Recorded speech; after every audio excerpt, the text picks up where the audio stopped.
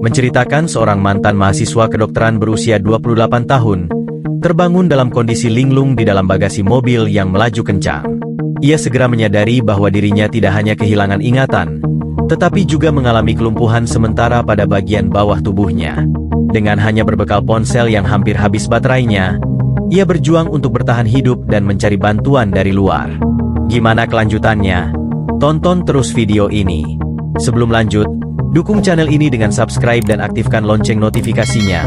Tanpa berlama-lama lagi, dan inilah rekap alur film yang berjudul Terang, Lock In.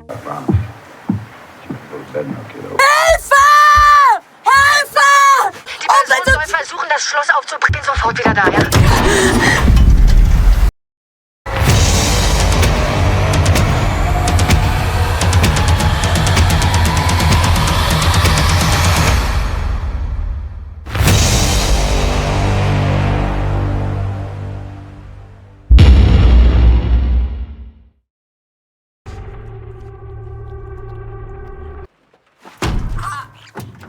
Alur cerita film ini dibuka di suatu tempat di Jerman, di mana kita melihat protagonis kita Molina di dalam bagasi mobil. Dia tidak tahu di mana dia berada, atau bagaimana dia bisa sampai di sana. Dia juga menyadari bahwa dia tidak bisa menggerakkan kakinya. Saat itu Molina melihat seorang pria misterius di kejauhan yang datang ke arahnya. Dia juga melihat ponselnya di dalam kantong plastik di dekatnya bersama dengan barang-barangnya yang lain. Saat pria itu mulai memecahkan kaca spion samping mobil, dia dengan cepat meraih ponselnya. Pria itu kemudian melemparkan kaca spion ke dalam bagasi dan meminum botol whisky, sementara Molina berpura-pura tidak sadar. Dia membuang barang-barang Molina tanpa menyadari bahwa dia telah menemukan ponselnya.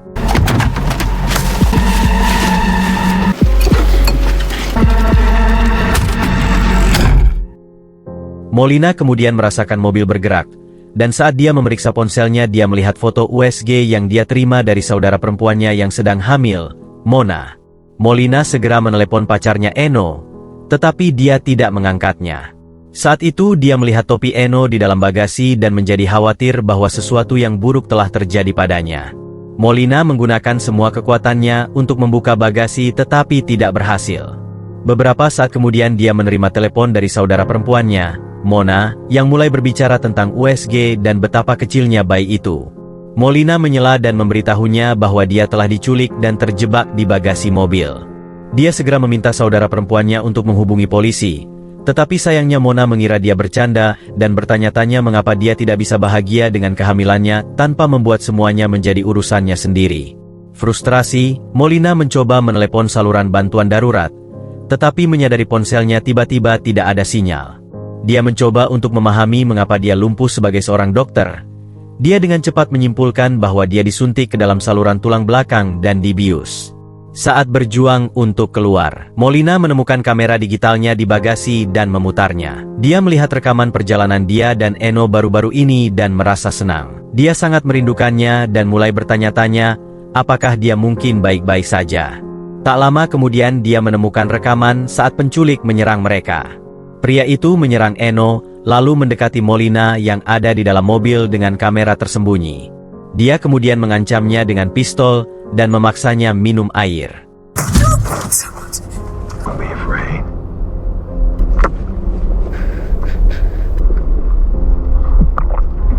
Molina curiga air itu yang membuatnya tak sadarkan diri.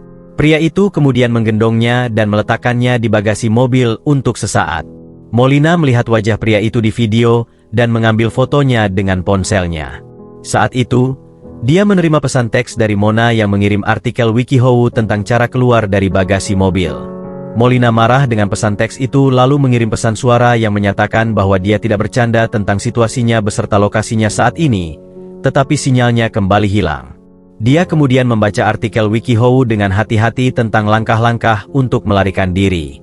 Dia mencoba setiap metode yang disebutkan dalam artikel itu seperti membuka kunci dari dalam atau mendorong lampu rem hingga keluar. Tetapi sebenarnya jauh lebih sulit daripada yang terlihat. Beberapa saat kemudian, Molina mendapat sinyal lagi dan menerima telepon dari ayahnya.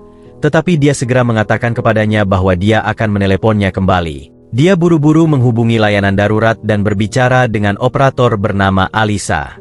Marlina, weißt du, wo sich der Wagen jetzt gerade befindet? Leitung bleibst und versuchst uns einen genauen Standort durchzugeben. Molina menjelaskan bahwa dia telah diculik dan terjebak di dalam bagasi mobil, sementara kakinya terasa mati rasa. Ketika ditanya bagaimana dia diculik, Molina menjelaskan bahwa dia dan pacarnya Eno merencanakan liburan 6 bulan di Amerika Selatan.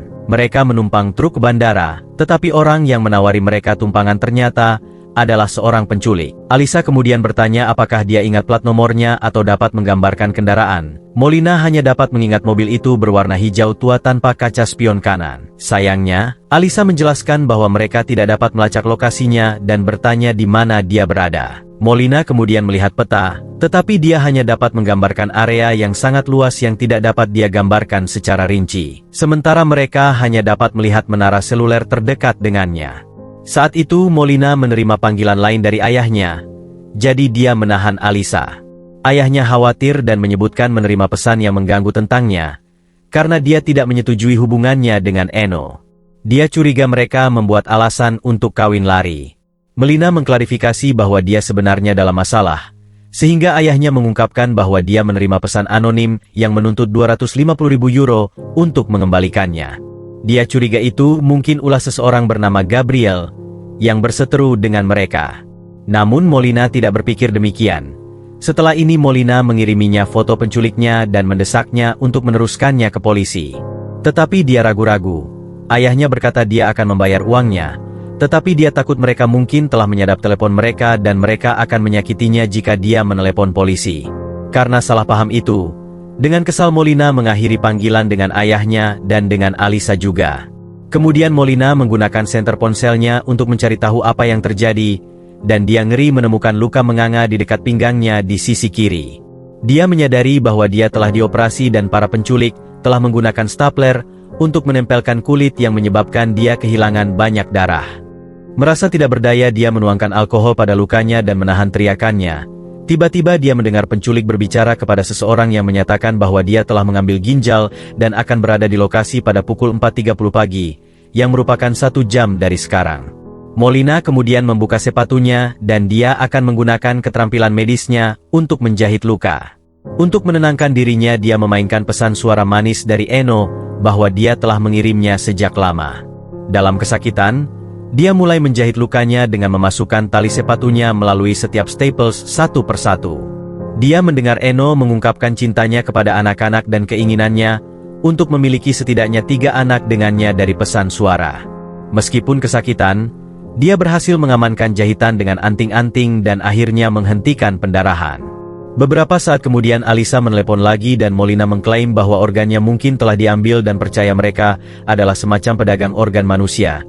Ditambah lagi si penculik itu berbicara dengan seseorang dan mengatakan dia akan berada di suatu lokasi pada pukul 4.30 pagi.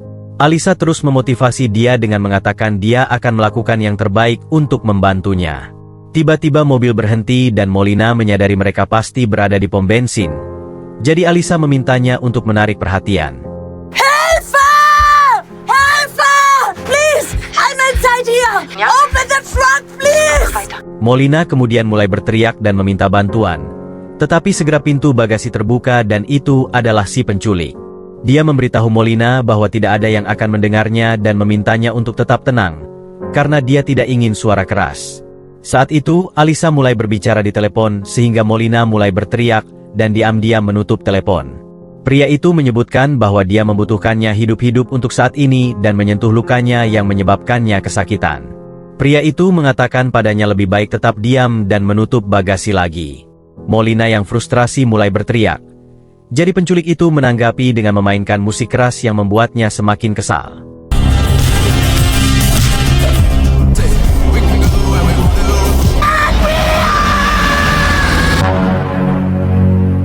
Akhirnya Eno mengiriminya pesan teks yang menyatakan dia baik-baik saja, dan mereka mengawasinya. Berita ini membuat Molina sangat senang dan dia segera memberitahu Alisa tentang hal itu, bahwa Eno pacarnya juga disandera di lokasi yang tidak diketahui. Setelah ini Alisa memberitahu Molina bahwa mereka dapat menemukan pom bensin tempat mereka berada sebelumnya, dan bahwa rekan-rekannya sedang dalam perjalanan. Dia juga menjelaskan bahwa mereka telah menghubungi ayah Molina yang telah memberi mereka foto penculiknya. Ayahnya mengatakan melihat pria ini berkeliaran di luar rumah sakitnya 2 minggu sebelumnya. Mendengar ini Molina menyadari bahwa si penculik telah mengikutinya selama beberapa waktu. Alisa kemudian berdiskusi dengan Molina tentang kecurigaan ayahnya terhadap Gabriel, dan bertanya tentang siapa mereka. Sebagai tanggapan, Molina mengungkapkan bahwa dia membuat kesalahan selama operasi darurat keduanya yang mengakibatkan kematian seorang gadis muda. Karena ini, keluarganya Gabriel menyalahkan Molina dan mengajukan gugatan terhadapnya.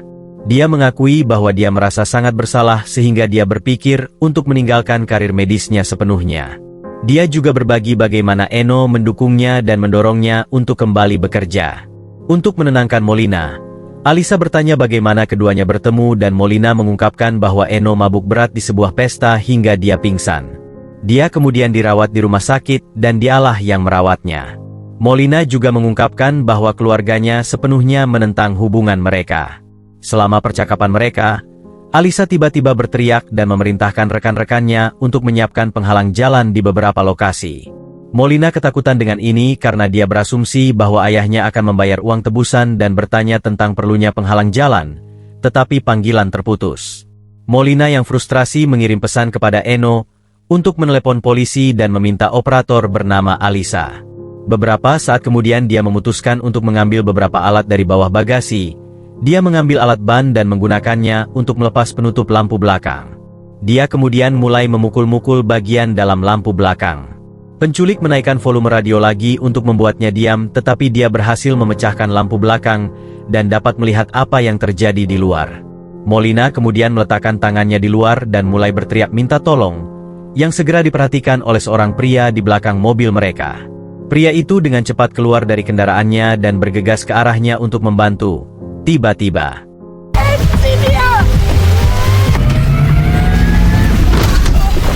penculik itu mundur dan menabrak pria ini dan melaju kencang dari sana, sambil menyebabkan kekacauan di jalan. Sesudahnya Molina mencoba menelepon Alisa lagi, tetapi dia menerima kesalahan yang menyatakan bahwa nomor itu tidak dikenal. Pada saat inilah dia menerima pesan yang menyatakan bahwa dia telah melintasi Jerman dan tiba di Republik Ceko, yang berarti dia tidak lagi memiliki akses ke layanan darurat. Tidak lama kemudian, Alisa memanggilnya dengan nomor pribadinya dan menanyakan apakah kecelakaan jalan raya itu disebabkan oleh penculiknya. Molina mengonfirmasinya dan merasa putus asa, mengklaim dia akan segera mati. Alisa mencoba menenangkannya, tetapi Molina frustrasi dan memecahkan cermin. Setelah ini dia menyadari sesuatu dan menggunakan pecahan cermin yang pecah untuk melihat nomor plat kendaraan. Dia berhasil mendapatkannya dan menuliskannya menggunakan darahnya. Tiba-tiba Molina mendapat telepon yang sangat aneh dari Eno yang berpura-pura berbicara dengan ayahnya. Dia memohon kepada ayah Molina untuk membayar tebusan demi keselamatan putrinya. Yang mengejutkannya, Eno menjelaskan bahwa dia juga berada di dalam mobil dan mengklaim mereka akan dibunuh jika dihentikan oleh polisi. Tak lama kemudian, Molina menerima telepon dari Alisa yang memberitahunya bahwa ayahnya telah membayar uang tebusan tetapi mereka belum menerima tanggapan apapun dari para penculik. Dia juga mengungkapkan bahwa penculikan itu tampaknya tidak ada hubungannya dengan Gabriel. Alisa mengakui bahwa mereka telah melakukan pemblokiran jalan di mana-mana dan sekarang mereka hanya membutuhkan plat nomor. Molina menatap nomor plat nomor tetapi dia mengingat apa yang dikatakan Eno dan memutuskan untuk tidak membagikannya. Beberapa saat kemudian Molina menerima pesan teks dari Eno yang mendesaknya untuk tetap diam, sehingga mereka akan memiliki kesempatan untuk melarikan diri. Mereka kemudian mencapai pos pemeriksaan di mana seorang petugas polisi menanyai pengemudi tentang pria tampan yang duduk di sampingnya, dan meminta untuk melihat paspor mereka. Meskipun ini adalah kesempatan yang sempurna untuk mengambil tindakan, Molina memutuskan untuk mendengarkan pacarnya dan tetap diam. Selanjutnya, penculik mulai pergi dan Molina kembali meninjau rekaman kamera. Namun betapa ngerinya dia ketika penculik itu menempatkannya di bagasi. Dia melihat Eno berjalan santai di belakang penculik itu. Tepat pada saat itu, dia menerima telepon dari Alisa yang menyebutkan bahwa mereka telah mengenali mobil itu dan rekan-rekannya akan segera menemukannya. Molina kemudian bertanya padanya tentang nomor yang meminta tebusan dari ayahnya. Setelah didorong, Alisa mulai melafalkan nomor itu dan Molina dengan terkejut menemukan bahwa itu milik Eno. Di sini dia putus asa bahwa pacar tercintanya telah mengkhianati kepercayaannya. Pada saat ini Alisa bertanya apakah Molina dapat mendengar suara air, dan Molina menyadari bahwa mobil itu sekarang berada di feri yang menyeberangi danau. Alisa dan timnya tahu di mana dia berada tetapi tidak dapat menghubunginya. Molina hampir menyerah tetapi Alisa mengklaim bahwa dia tidak akan dapat memaafkan dirinya sendiri jika terjadi sesuatu padanya.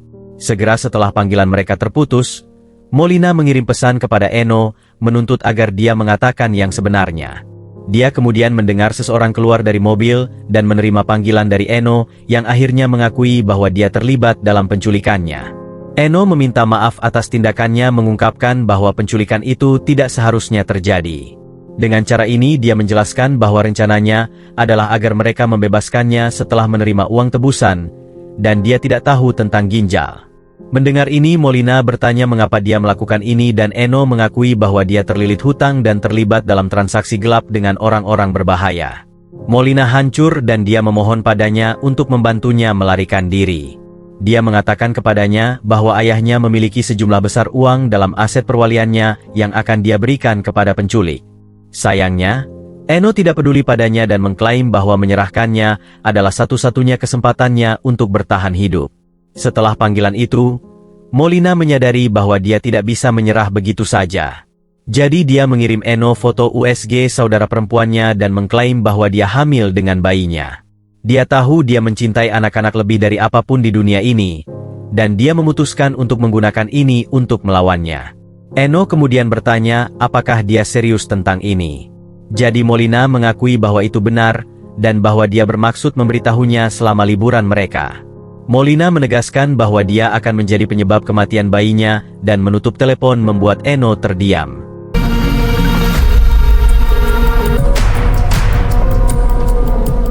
Di adegan berikutnya kita melihat Eno duduk di kursi depan bersama penculik. Dia menyarankan bahwa jika dia melepaskan Molina, mereka akan menerima lebih banyak uang, tetapi penculik menolak.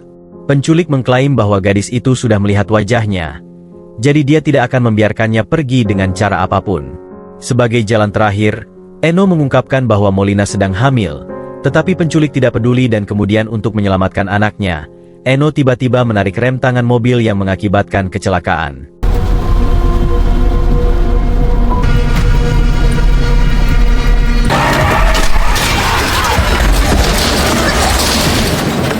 Tepat saat mobil itu menabrak, bagasi terbuka dan Eno muncul di depannya. Tetapi sebelum mereka dapat mengatakan apapun, penculik menembak Eno dari belakang. Dia kemudian membuang tubuhnya di bagasi dan mengucapkan selamat menikmati waktu bersama. Ketika penculik mulai mengemudi, Eno meninggal di bagasi. Molina menangis dan memohon padanya untuk tidak meninggalkannya, dan bertanya mengapa dia melakukan ini padanya. Dia kemudian menemukan pisau di sakunya, yang dia gunakan untuk memotong jok di bawahnya, dan begitu dia berhasil melakukannya, dia dapat melihat roda dari dalam itu. Sekarang 4 menit sebelum pukul 4.30 pagi, Molina merekam video permintaan maaf untuk keluarganya menggunakan kamera. Dia mengakui bahwa dia telah membuat banyak keputusan buruk dalam hidupnya, tetapi dia mengatakan dia hanya jatuh cinta. Dia memberitahu Mona bahwa dia akan senang menjadi bibi dan bertemu anaknya. Molina juga menyatakan bahwa jika dia meninggal itu bukan salah Alisa, dan meminta agar pesan ini diteruskan kepadanya. Setelah ini Molina memutuskan untuk mempertaruhkan nyawanya dalam upaya terakhir untuk menyelamatkan dirinya sendiri. Dia meraih kotak peralatan di bagian bawah bagasi dan memasukkan batang besi panjang ke salah satu roda. Karena ini, pengemudi kehilangan kendali dan mobil masuk ke danau.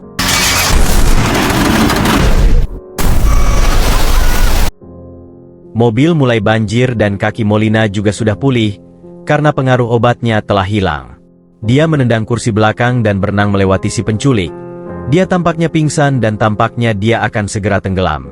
Molina kemudian muncul dari kaca depan yang pecah dan bangkit ke permukaan. Saat polisi tiba di tempat kejadian, film berakhir.